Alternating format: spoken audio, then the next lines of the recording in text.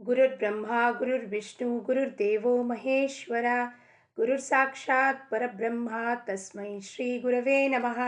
ಚಿದಂಬರ ನಮಸ್ತೇಸ್ತು ಚಿಂತಿತಾರ್ಥ ಪ್ರದಾಯಿನೇ ಔದುಂಬರ ಸದಾವಾಸ ಚಿದಂಬರ ನಮೋಸ್ತುತೆ. ಎಲ್ಲ ಆತ್ಮಜ್ಯೋತಿಗಳಿಗೆ ಸಾಷ್ಟಾಂಗ ಪ್ರಣಾಮ. ರಾಜಾರಾಮ್ ಮಹಾರಾಜರವರ ಅಭಂಗವನ್ನು ನೋಡೋಣ. ಯಾತ್ರಲ್ಲಿ ಅವರು ಅಭಿಮಾನವನ್ನು ಬಿಟ್ಟು, ದೇಹಾಭಿಮಾನ ದೇಹಾತ್ಮಭಾವ ಅದನ್ನೆಲ್ಲ ಬಿಟ್ಟು ಭಗವಂತನನ್ನು ಭಜಿಸಬೇಕು. ಭಗವಂತನನ್ನು ಹೆಂಗೆ ಭಜಿಸಬೇಕಪ್ಪ? ತಾಳ ವೀಣ ಮೃದಂಗ ಚಿಪ್ಪಳಿಗಳನ್ನು ಹಾಕ್ಕೊಂಡು ಆ ಒಂದು ಮಹಾದ್ವಾರದ ಮುಂದೆ ಕುಣಿಯುವಾಗ ದೇಹ ಭಾವ ಹೋಗ್ಬಿಡ್ಬೇಕು. ಮೀರಾಬಾಯಿ ಹೆಂಗೆ ರಸ್ತೆದಲ್ಲಿ ಕುಣಿತಿದ್ಲು, ಹಾಗೆ ಮಹಾದ್ವಾರದ ಮುಂದೆ ನಿಂತ್ಕೊಂಡಾಗಲಿ ಎಲ್ಲರೂ ನಿಂತ್ಕೊಂಡಾಗಲಿ ನಾನು ಭಜನೆ ಮಾಡುವಾಗ ಯಾರು ನನ್ನನ್ನು ನೋಡ್ತಿದ್ದಾರೆ, ಅಥವಾ ನಾನು ಉಪಾಧಿ ಹಚ್ಕೊಂಡಿದ್ರೆ ಡಾಕ್ಟರ್ ಇದ್ದೀನಿ, ಇಂಜಿನಿಯರ್ ಇದ್ದೀನಿ, ಅಥವಾ ಯಾರೋ ಅಪ್ಪ ಇದ್ದೀನಿ ಅಮ್ಮ ಇದ್ದೀನಿ, ಅಲ್ಲ, ನಾನು ಭಕ್ತ, ನೀನು ಭಗವಂತ, ನೀನು ನನ್ನ ಕಣ್ಮುಂದೆ ಸಗುಣ ರೂಪದಲ್ಲಿ ನಿಂತಿದ್ಯಾ ಚಿದಂಬರ. ನಾನಿನ್ನ ಕೀರ್ತನೆ ಮಾಡುವಾಗ, ಹಾಡು ಹೇಳುವಾಗ, ಅಭಂಗ ಹೇಳುವಾಗ ಮೈ ಮರೆತು ಹೇಳಬೇಕು. ಯಾರು ಕೇಳಿಸ್ಕೋತಿದ್ದಾನಪ್ಪ? ಚಿದಂಬರನ ಹೊರತಾಗಿ ಯಾರೂ ಕೇಳಿಸ್ಕೋತಿಲ್ಲ ಅಲ್ಲಿ. ಈ ಅಭಿಮಾನ ಅಂದರೆ ಏನಪ್ಪ? ದೇಹಾಭಿಮಾನ. ಮನಸ್ಸು ದೇಹಕ್ಕೆ ಅಂಟ್ಕೊಂಡು ನಾನು ಢಮ್ಕ ಇದ್ದೀನಿ, ಅವನಿದ್ದೀನಿ, ಫಲಾನ ಇದ್ದೀನಿ, ABCD ಇದ್ದೀನಿ ಅಂದ್ಕೊಂಡು ಉಪಾಧಿಗಳನ್ನು ಹಚ್ಕೊಂಡು ಒಂದು ಭಜನೆ ಮಾಡುವಾಗಲಿ ಅಭಂಗ ಹೇಳುವಾಗಲಿ ತಕ್ಷಣಕ್ಕೆ ಸುತ್ತಮುತ್ತಲ ಇರೋ ಜನ ಯಾರಿದ್ದಾರೆ ಅಂದರೆ ಜಗತ್ ದೃಶ್ಯ ಪದಾರ್ಥ ನಮ್ಮ ಕಣ್ಮುಂದೆ ಬಂದುಬಿಡತ್ತೆ. ಆದರೆ ಕೀರ್ತನದ ಮೊದಲು ಪ್ರೋಟೋಕಾಲ್ ಏನಿದೆಯಪ್ಪ? ನನ್ನ ಭಜನೆ ಕೇಳ್ತಿರೋನು ಯಾರು? ಚಿದಂಬರ. ಆ ಭಗವಂತನ ಹೊರತಾಗಿ ಯಾರೂ ಕೇಳ್ತಾ ಇಲ್ಲ ಅಲ್ಲಿ. ನಿಜವಾಗಿ ಹೇಳಬೇಕು ಅಂದರೆ ಯಾರಿಗೆ ಇಂಟ್ರೆಸ್ಟೂ ಇರಲ್ಲ ನಮ್ಮ ಭಜನೆ ಕೇಳೋದ್ರಲ್ಲಿ. ಕೇವಲ ಪರಮಾತ್ಮ ಒಬ್ಬನೇ ನನ್ನ ಭಕ್ತ ನನಗೆ ಆರ್ತತೆಯಿಂದ ಪ್ರೀತಿಯಿಂದ ಹಾಕ್ತಿದ್ದಾನಲ್ಲಪ್ಪ. ಅವಾಗ ಅಂಥ ಭಕ್ತ ಯಾರಿರ್ತಾನೋ ಮೈ ಮರೆತು, ಎಲ್ಲವನ್ನು ಮೈ ಮರೆತು ಅಂದರೆ ಎಲ್ಲ ತನ್ನ ಸಮಸ್ತ ದೇಹ ಕಂಡುಕೊಂಡಿರೋದು ಉಪಾಧಿ ಅಭಿಮಾನ ಎಲ್ಲವನ್ನು ಕಳಚಿ ಯಾವಾಗ ಅವನು ಹಾಡು ಹೇಳ್ತಾನೋ ಕುಣಿತಾನೋ ಅದು ಅವನ ತನಕ ಮುಟ್ಟತ್ತೆ. ಅದಕ್ಕೆ ಅಭಿಮಾನವನ್ನು ಬಿಟ್ಟು ಭಗವಂತನನ್ನು ಭಜಿಸಿ ಅಂತ ಈ ಅಭಂಗದ ಮುಖಾಂತರ ಆ ಮನಸ್ಸಿಗೆ ಬೋಧನೆ ಮಾಡ್ತಾರೆ. ಯಾಕೆಂದರೆ ಮನಸ್ಸಿಗೆ ಎಲ್ಲ ತೊಂದರೆ ಆಗ್ತಿರೋದು. ಮನೇವ ಮನುಷ್ಯಾಣಂ ಕಾರಣಂ ಬಂಧ ಮೋಕ್ಷಯೋ ಬಂಧಾಯ ವಿಷಯ ಸಂಗೋ ಮುಕ್ತಿರ್ ನಿರ್ವಿಷಯಂ ಸ್ಮೃತಂ. ಬಂಧನಕ್ಕೆ ಕಾರಣ ಆಗಿರೋದು ಮನಸ್ಸೇ. ನಾನು ಅಲ್ಲಿ ಹಾಡು ಹೇಳಿದ್ರೆ ಯಾರು ನನ್ನನ್ನು ನೋಡ್ತಾರೆ, ಅವ್ರು ನನ್ನ ಬಗ್ಗೆ ಏನು ಯೋಚನೆ ಮಾಡ್ತಾರೆ, ಯಾರು ಏನು ಯೋಚನೆ ಮಾಡ್ತಾರೆ, ಚಿದಂಬರ ನನ್ನ ಬಗ್ಗೆ ಏನು ಯೋಚನೆ ಮಾಡ್ತಾನೆ ಅದ್ರ ಬಗ್ಗೆ ನಮ್ಮ ಲಕ್ಷ್ಯ ಇರಬೇಕೆ ವಿನಃ ಬಾಕಿ ಜಗತ್ತು ನನ್ನ ಬಗ್ಗೆ ಏನು ಯೋಚನೆ ಮಾಡುತ್ತೆ ಅದ್ರ ಬಗ್ಗೆ ತಲೆ ಕೆಡಿಸ್ಕೊಳ್ಳೋಕ್ಕೆ ಹೋಗಬಾರದು. ಏನು ಹೇಳ್ತಾರಪ್ಪ ರಾಜಾರಾಮ್ ಮಹಾರಾಜರು? ಆಠವಾವೆ ದೇವ ಮನ ಕಾಯಾವಾಚೆ ನಾಮ ಫುಕಾಚೆ ಮುಖಿ ಗ್ಯಾವೆ सोडूनी अभिमान भजावे देवासी आला नरदेहासी प्राणी कोणी करावे स्वहित आपुले बा काही ऐसी वेळ काही पुन्हा नये चिदंबर नयनी देखिला नयनी भाव त्याचे चरणी ठेवी बापा दास म्हणे करी हित आपुला पाहिजे रक्षीजे विवेकाची. ಎಂಥ ಅಭಂಗದಲ್ಲಿ ಈ ದೇಹದ ಕುರಿತಾಗಿ ಹೇಳ್ತಾರೆ. ನರಜನ್ಮಕ್ಕೆ ಬಂದು ಎಷ್ಟು ಜನ್ಮದಲ್ಲಿ ಏರ್ಧಾರ ಅಂತೀವಿ ಅಥವಾ ಜನ್ಮ ಮರಣಾಚೆ ಚಕ್ರ ಅಂತೀವಿ. 84 ಲಕ್ಷ ಯೋನಿಗಳಲ್ಲಿ 84 ಲಕ್ಷ ಯೋನಿಗಳಲ್ಲಿ ನಾವು ಸುತ್ತಿ ಸುತ್ತಿ ಸುತ್ತಿ ಅದಾಗಿ ಇದಾಗಿ ಎಲ್ಲವನ್ನೂ ಆಗಿ ನರದೇಹವನ್ನು ಪ್ರಾಪ್ತಿ ಮಾಡ್ಕೊಂಡಿದ್ದೀವಿ. ಇದನ್ನು ಯೋಗ್ಯ ರೀತಿಯಲ್ಲಿ ಇದನ್ನು ಬಳಕೆ ಮಾಡಬೇಕು. ಈ ದೇಹನ ಯೋಗ್ಯ ರೀತಿ ಅಂದರೆ ಎದಕ್ಕಪ್ಪ ಬಳಕೆ ಮಾಡಬೇಕು ಈ ದೇಹನ? ಪರಮಾತ್ಮನ ಪ್ರಾಪ್ತಿಗೋಸ್ಕರ, ಆ ಚಿದಂಬರನ ಪ್ರಾಪ್ತಿಗೋಸ್ಕರ. ಇದೇ ದೇಹದಲ್ಲಿ ಯಾವ ದೇಹಕ್ಕೆ ನಾವು ಪೃಥ್ವಿ ಮೇಲೆ ಬಂದಿರೋದು ಈ ಜೀವ, ದೇಹ ಮನಸ್ಸು ಬುದ್ಧಿ ಚಿತ್ತ ಅಹಂಕಾರವನ್ನು ಹೊಂದಿರೋದು ಈ ಜೀವ ಪೃಥ್ವಿ ಮೇಲೆ ಬಂದಾಗ ಇದಕ್ಕೆ ಅಮಂಗಳ ಅಂತಾರೆ. ಯಾಕೆಂದರೆ ಗರ್ಭವಾಸದಲ್ಲಿರೋದು, ಆ ಗರ್ಭದಿಂದ ಆಚೆ ಬಂದಿರೋದು, ವಾಸನಾ ಯುಕ್ತವಾಗಿರೋದು ಈ ಜೀವಾತ್ಮಕ್ಕೆ ಏನಂತಾರಪ್ಪ? ನಾವೇನಂತೀವಿ? ಅಮಂಗಳವಾಗಿದೆ. ಆದರೆ ಅದೇ ದೇಹನ ಮಂಗಳವಾಗಿರೋ ಉಂಟು ಮಾಡುವ ಎಲ್ಲ ಸಾಧ್ಯತೆಯೂ ಇದೆ. ಯಾವಾಗ? ನನ್ನನ್ನು ಈ ದೇಹದಲ್ಲಿದ್ದು ನಾನು ಭಗವತ್ ಪ್ರಾಪ್ತಿಯನ್ನು ಮಾಡಿಕೊಂಡ್ರೆ, ಚಿದಂಬರನ ಪ್ರಾಪ್ತಿ ಮಾಡಿಕೊಂಡ್ರೆ ಈ ದೇಹ ಏನಾಗತ್ತೆ? ದಿವ್ಯವಾಗಿ ಆಗತ್ತೆ. ಹಾಗೂ ಭಕ್ತಿಯುಕ್ತ ದೇಹ ಆಗತ್ತೆ. ಆ ದೇಹದಲ್ಲಿ ಬಂದು ಅವನು ಸ್ವತಃ ನೆಲೆಸ್ತಾನಲ್ಲಿ, ಪ್ರಕಟಗೊಳಿಸ್ತಾನಲ್ಲಿ. ಯಾರಪ್ಪ? ಚಿದಂಬರ. ಅದಕ್ಕೆ ಏನು ಹೇಳ್ತಾರಪ್ಪ, ಮಾರ್ಗದರ್ಶನವನ್ನು ಮಾಡ್ಯಾರ ಈ ಅಭಂಗದ ಮುಖಾಂತರ ನಮಗೆ ಹೇಳ್ತಾರೆ, ಮಾನವ ನಿನಗೆ ಈ ನರದೇಹ ಪ್ರಾಪ್ತ ಆಗಿದೆಯೋ ಅದಕ್ಕೆ ಸ್ವತಃ ಸ್ವಹಿತ ಆಪುಲೆ ಬಾ ಕಾಹಿ. ಸ್ವಹಿತ ಮಾಡ್ಕೋಬೇಕು. ಸ್ವಹಿತ, ಹಿತ ಅಂದರೆ ಒಳ್ಳೆಯದು. ಸ್ವ ಅಂದರೆ ಯಾರ್ದಪ್ಪ? ನಾನು. ಯಾರಪ್ಪ? ಮೀ ಕೋಣ ಹೇ ಸ್ವಾಮಿ ರಾಯ ಅಂತ ಪ್ರಶ್ನೆ ಮಾಡಿದ್ರು ರಾಜಾರಾಮ್ ಮಹಾರಾಜರು. ನಾನು ಯಾರಿದ್ದೀನಿ ಹೇಳಪ್ಪ ಚಿದಂಬರ. ಅದಕ್ಕೆ ಅವ್ರು ಹೇಳೋದು, ನೀನು ಈ ಸರ್ವ ವ್ಯಾಪಕನಾದ ನೀನು ಆ ಪರಮಾತ್ಮನ ಸ್ವರೂಪ ಇದೆಯಾ. ತೂಚಿ ಬ್ರಹ್ಮಾಂಡ ಭರೋನಿ ವಿಚಾರ ಕರಾಮನಿ. ಬ್ರಹ್ಮಾಂಡ ಭರೋನಿ ನೀನೊಬ್ಬನೇ ಇದೆಯಪ್ಪ ಅಂದರೆ ಸರ್ವ ವ್ಯಾಪಕತ್ವ ಬಗ್ಗೆ ಹೇಳ್ತಿದ್ದಾರೆ ಇಲ್ಲಿ. ನಾನು ಎಲ್ಲ ಕಡೆನೂ ಇದ್ದೀನಿ. ಪಂಚಮಹಾಭೂತಗಳಲ್ಲಿ ನಾನೇ ಇರೋದು, ಸೃಷ್ಟಿನಲ್ಲಿ ನಾನೇ ಇರೋದು, ಎಲ್ಲ ಕಡೆಯೂ ರಾಜಾರಾಮ ನೀನೇ ಇದೆಯಾ. ನೀನೇ ಆ ಪರಮಾತ್ಮನ ಸ್ವರೂಪ ಹೊಂದಿದೆಯಪ್ಪ. ಲೌಕಿಕಾರ್ಥವಾಗಿ ಈ ದೇಹ ಬಂದಿದೆ, ಅದಕ್ಕೊಂದು ಹೆಸರು ಕೊಟ್ಟಿದ್ದಾರೆ ರಾಜಾರಾಮ. ನಾಮ ಮತ್ತು ರೂಪ. ಅದರಿಂದ ಇಡೀ ಜಗತ್ತಲ್ಲಿ ಪ್ರತಿಯೊಂದು ವಸ್ತುನ ನಾವು ಗುರ್ತು ಹಿಡಿತೀವಿ. ಒಂದು ಬಾಟಲ್ ಆಗಲಿ, ಒಂದು ಬುಕ್ ಆಗಲಿ, ಒಂದು ಪುಸ್ತಕ ಆಗಲಿ, ಒಬ್ಬರ ಹೆಸರಾಗಲಿ, ಒಬ್ಬರು ಮನುಷ್ಯ ಆಗಲಿ, ಪ್ರಾಣಿ ಆಗಲಿ, ಪಶು ಆಗಲಿ, ಗುರ್ತು ಹಿಡೋದು ಯಾತ್ರಿಂದ? ನಾಮರೂಪ. ಆ ನಾಮರೂಪ ಶಾಶ್ವತನ ಅಲ್ಲ, ಅದು ಟೆಂಪ್ರರಿ. ಇವತ್ತು ಈ ಡ್ರೆಸ್ಸಲ್ಲಿ ಹಾಕ್ಕೊಂಡಿರ್ತೀವಿ, ನಾಳೆ ಮುಂದಿನ ಜನ್ಮದಲ್ಲಿ ಇನ್ನೊಂದು ಡ್ರೆಸ್ ಹಾಕ್ಕೊಂಬರ್ತೀವಿ, ಇನ್ನೊಂದು ಹೆಸರಲ್ಲಿ ನಮ್ಮನ್ನು ಕೂಗ್ತಾರೆ. ಹಾಗಾಗಿ ಅದು ಅಶಾಶ್ವತ. ಅದಕ್ಕೆ ಈ ಜನ್ಮ ಪುನಃ ನಿನಗೆ ಸಿಗೋದಿಲ್ಲ. ಹಿಂದಿನ ಜನ್ಮದಲ್ಲಿ ನಾನು ಏನು ಮಾಡಿದ್ದೆ ಅದನ್ನು ಪರಮಾತ್ಮ ಈಗ ನನಗೆ ತೋರಿಸ್ತಿದ್ದಾನೆ. ಏನು ಮಾಡಿದ್ದೇನೆ ಹಿಂದಿನ ಜನ್ಮದಲ್ಲಿ? ಕೆಟ್ಟ ಕರ್ಮಗಳು ಮಾಡಿದಾಗ ಅದನ್ನು ಅನುಭವಿಸುವಾಗ ಹೇಳ್ತಾ, ನೀ ಕೆಟ್ಟ ಕರ್ಮಗಳನ್ನು ಮಾಡಿದ್ದೆ, ಅದಕ್ಕೆ ದುಃಖನ ಅನುಭವಿಸ್ತಿದ್ಯಾ.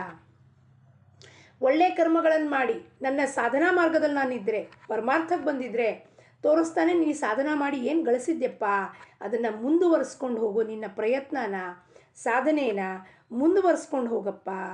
ಈ ಜನ್ಮದಲ್ಲಿ ನೀನು ಮಾಡಲಿಲ್ಲ ಇದನ್ನು ಸಾಧನೆನ, ಮುಂದಿನ ಪುನಃ ಜನ್ಮ ಯಾವಾಗ ಸಿಗುತ್ತೆ ನಮಗೇನು ಗೊತ್ತಿದೆ? ಮುಂದಿನ ಜನ್ಮ ಮನುಷ್ಯದ್ದೇ ಸಿಗತ್ತಾ ಅಂತ ನಾವೇನು ಗ್ಯಾರಂಟಿಯಿಂದ ಹೇಳೋಕ್ಕಾಗತ್ತೇನ್ರಿ? ಆಗೋದಿಲ್ಲ. ಪ್ರಾಣಿ ಆಗ್ಬೋದು, ಪಶು ಆಗ್ಬೋದು, ಪಕ್ಷಿ ಆಗ್ಬೋದು, ಭಿಕಾರಿ ಆಗ್ಬೋದು, ಏನು ಬೇಕಾದಾಗ್ಬೋದು. ಮನುಷ್ಯನೇ ಆಗ್ತೀನಿ, ಪುನಃ ನನ್ನ ಸಾಧನೆ ಮುಂದುವರಿಸ್ತೀನಿ, ಯಾರಿಗೆ ಗೊತ್ತಿದೆ? ಇವೆಲ್ಲ ನಮ್ಮ ಕಲ್ಪನೆ ಮಾತು. ಅದಕ್ಕೆ ಕಣ್ಣು ಮುಂದಿರೋದು ಪ್ರತ್ಯಕ್ಷವಾಗಿ ವರ್ತಮಾನ ಅಂದರೆ ಏನು? ಪ್ರೆಸೆಂಟ್ ಮೂಮೆಂಟ್ ಅಂದರೆ ಏನು? ಪ್ರೆಸೆಂಟ್ ಅಂದರೆ ಈ ಕ್ಷಣ, ಈ ದಿವಸದಲ್ಲಿ ನಾನು ಏನಿದ್ದೀನಪ್ಪ, ಕಣ್ಣು ಮುಂದೆ ನನ್ನ ಸಗುಣ ರೂಪ ಅಂದರೆ ನಾನು ದೇಹದಲ್ಲಿದ್ದೀನಿ. ಈ ದೇಹನ ಬಳಕೆ ಮಾಡಿಕೊಂಡು ಚಿದಂಬರನ ಪ್ರಾಪ್ತಿ ಮಾಡ್ಕೋಬೇಕು ಅಂದರೆ ಏಕೈಕ ಉದ್ದೇಶ ಇರಬೇಕು. ಅದಕ್ಕೆ ಬಹಳ ಕಷ್ಟ ಮಾಡಬೇಕಾಗಿದೇನ್ರಿ? ರಾಜಾರಾಮ್ ಮಹಾರಾಜರಂತಾರೆ ಮಾಡೋಂಗಿಲ್ಲ. ಜನ ಅಂತಾರೆ ಭಾಳ ಕಷ್ಟ ಇದೆ ಇದು ಅಳವಡಿಸ್ಕೊಳ್ಳೋದು ಅಂತ. ಏನು ಕಷ್ಟ ಇದೆ? ಏನೂ ಕಷ್ಟ ಇಲ್ಲ. ಕಾಯ ವಾಚ ಮನಸ ಭಗವಂತನಿಗೆ ಶರಣು ಹೋಗಬೇಕು. ಅಂದರೆ ಕಾಯ ವಾಚ ಮನಸ, ದೇಹದಿಂದ ಅವನಿಗೆ ಶರಣು ಹೋಗಬೇಕು. ನಿತ್ಯ ನೇಮಗಳನ್ನು ಮಾಡಿ ಅವನ ಪೂಜಿಸಬೇಕು, ಭಜಿಸಬೇಕು. ನೇಮದಿಂದ ಅವನನ್ನು ಕೊಂಡಾಡಬೇಕು. ಅದು ದೇಹದಿಂದ. ವಾಚಾಯಿಂದ ನಮ್ಮ ಬಾಯಿ ತೆಗೆದ್ರೆ ಕೇವಲ ಚಿದಂಬರನ ಬಗ್ಗೆ ಹೇಳಬೇಕೇ ವಿನಃ ಯಾರ ಮಾತಾಗಲಿ, ಯಾರ ತಂಟೆಗಾಗಲಿ, ಯಾರ ಜೀವನದ ಕರ್ಮಗಳಿಗಾಗಲಿ, ಅಥವಾ ಅವ್ರ ಮನೆ ಗಾಸಿಪ್ ಆಗಲಿ, ಇವ್ರ ಮನೆಯದಾಗಲಿ ಮಾತುಗಳನ್ನು ಕೇಳಿ ಸಮಯನ ವ್ಯರ್ಥ ಮಾಡಬಾರ್ದು. ಯಾಕೆಂದರೆ ದಿವಸದಲ್ಲಿ ಕೊಟ್ಟಿರೋ ಈ 21,600 ಉಸಿರು, ಶ್ವಾಸೋಶ್ವಾಸ, ಒಂದೊಂದು ಉಸಿರಿಗೂ ಆ ಭಗವಂತ ಲೆಕ್ಕ ಇಟ್ಟಿರ್ತಾನೆ. ನೀನು ಎಲ್ಲಿ ಹಾಳು ಮಾಡ್ತಾ ಇದೀಯಾ? ಎಷ್ಟು ಉಸಿರನ್ನು ಜನದ ಮೇಲೆ ಹಾಳು ಮಾಡಿದ್ಯಾ? ಕೆಲಸಕ್ಕೆ ಒಂದು ಪವಿತ್ರ ಕೆಲಸಕ್ಕಲ್ಲ, ಅಮಂಗಳ ಕೆಲಸಕ್ಕೆ. ಅಮಂಗಳ ಕೆಲಸ ಅಂದರೆ ಏನು? ವಾಚಾಯಿಂದ ಒಬ್ರಿಗೆ ಬೈಯೋದು, ನಿಂದನೆ ಮಾಡೋದು, ಅಪವಾದಗಳನ್ನು ಹೊರಿಸೋದು, ಅಥವಾ ವ್ಯರ್ಥವಾಗಿ ಕಾಲಹರಣ ಮಾತಿನಲ್ಲಿ ಹರಟೆಯಲ್ಲಿ ನನ್ನ ಸಮಯನ ಕಳೆಯೋದು. ಅಂದರೆ ನನ್ನ ಉಸಿರುಗಳನ್ನು ನನ್ನ ವೇಸ್ಟ್ ಮಾಡ್ತೀನಿ. ಉಸಿರು ಅಂದರೆ ನಮ್ಮ ಎನರ್ಜಿ, ಅದು ಶಕ್ತಿ ಸ್ವರೂಪ. ಅದನ್ನು ಜಗತ್ತು ಮೇಲೆ ಖರ್ಚು ಮಾಡೋದ್ರಿಂದ ನನಗೆ ಏನೂ ಸಿಗೋದಿಲ್ಲ. ಈ ಜನ್ಮ ಸಂಪೂರ್ಣವಾಗಿ ವೇಸ್ಟ್ ಆಗೋಗತ್ತೆ. ಅದಕ್ಕೆ ಕಾಯ ವಾಚ ಮನಸ್ಸಿಂದ ಮೂರು ಜೊತೆಗೆ ಅವನಿಗೆ ಶರಣು ಹೋಗಬೇಕು. ಕಾಯದಿಂದ ಹೋಗಿ ದೇವಸ್ಥಾನಕ್ಕೆ ಹೋಗಿ ನಮಸ್ಕಾರ ಮಾಡಬಾರದು. ಮನಸ್ಸಿನಲ್ಲಿ ಯಾರನ್ನೋ ಬೈಕೋತಾ ಇರೋದು. ವಾಚಾದಿಂದ ಅಭದ್ರವಾಗಿ ಮಾತಾಡೋದು. ಇಲ್ಲ, ಮುರುಗೋಡಿನ ಆವರಣದಲ್ಲಿ ದೇಹ ಕೂತಿದೆ, ಆದರೆ ಮನಸ್ಸು ಎಲ್ಲೋ ಬೇರೆ ಊರಿನಲ್ಲಿದೆ. ವಾಚಾದಿಂದ ಒಬ್ಬರ ನಿಂದನೆ ಮಾಡ್ತಿದ್ದೀವಿ ಆವರಣದಲ್ಲಿ ಕುತ್ಕೊಂಡು. ಅಂಥ ಸ್ಥಿತಿಯಲ್ಲಿ ಈ ಜನ್ಮಕ್ಕೆ ಬಂದು ಎಲ್ಲವೂ ಸಂಪೂರ್ಣವಾಗಿ ವ್ಯರ್ಥ ವ್ಯರ್ಥ ವ್ಯರ್ಥ ಅಂತಾರೆ ರಾಜಾರಾಮ್ ಮಹಾರಾಜರು. ನೀನು ಭಗವಂತನ ನಾಮವನ್ನೇ ತಗೋ, ಅದು ಅತ್ಯಂತ ಪ್ರೇಮದಿಂದ ತಗೋಬೇಕು ನಾಮ, ಕಾಟಾಚಾರಕ್ಕಲ್ಲ. ಯಾರೋ ನಮಗೆ ಹೇಳಿದ್ದಾರೆ ಜಪ ಮಾಡಿಬಿಡ್ರಿ, ಎಷ್ಟು ಜಪ ಮುಟ್ಟಿಸ್ಬೇಕು, ಅದಕ್ಕೆ ಬಡ ಬಡ ಬಡ ಬಡ ಅಂದ್ಕೊಂಡು ಜಪಮಾಲ ಹಿಡ್ಕೊಂಡಿದ್ದು, ಕೌಂಟರ್ ಹಿಡ್ಕೊಂಡಿದ್ದು, ಶಿವ ಚಿದಂಬರ ಶಿವ ಚಿದಂಬರ ಶಿವ ಚಿದಂಬರ ಶಿವ ಚಿದಂಬರ, ಅದು ಅಲ್ಲ ರೀತಿ ಇರೋದು. ಒಂದೊಂದು ನಾಮ ತಗೊಳ್ಳುವಾಗ ಚಿದಂಬರ ಈ ನನಗೆ ಉಸಿರು ಕೊಟ್ಟು ನನ್ನನ್ನು ಕಾಪಾಡ್ತಿದ್ಯಲ್ಲಪ್ಪ.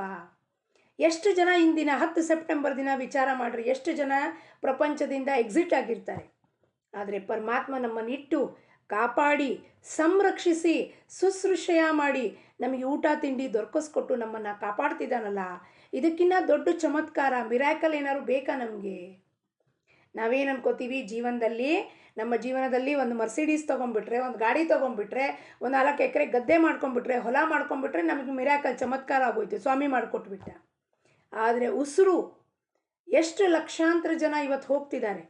ಅಂದಿನ ಪರಮಾತ್ಮ ನನ್ನನ್ನು ಕಾಪಾಡಿ ಈ ದೇಹವನ್ನು ನನ್ನ ಪರಮಾತ್ಮನಿಗೋಸ್ಕರ ಬಳಸಪ್ಪ ಅಂತ ಪುನಃ ಇಂದು ಹೊಸ ದಿವಸವನ್ನು ತೋರಿಸಿದಾನಲ್ಲಪ್ಪ 10 ಸೆಪ್ಟೆಂಬರ್. ನಾನು ಎಷ್ಟು ಅವನಿಗೆ ಕೃತಜ್ಞತೆ ಭಾವವನ್ನು ಸಲ್ಲಿಸಬೇಕು. ಅದಕ್ಕೆ ವಾಚ ವೈಖರಿಯಿಂದ ಅವನ ನಾಮವನ್ನು ತಗೊಳ್ತಾ ಹೋಗಬೇಕು.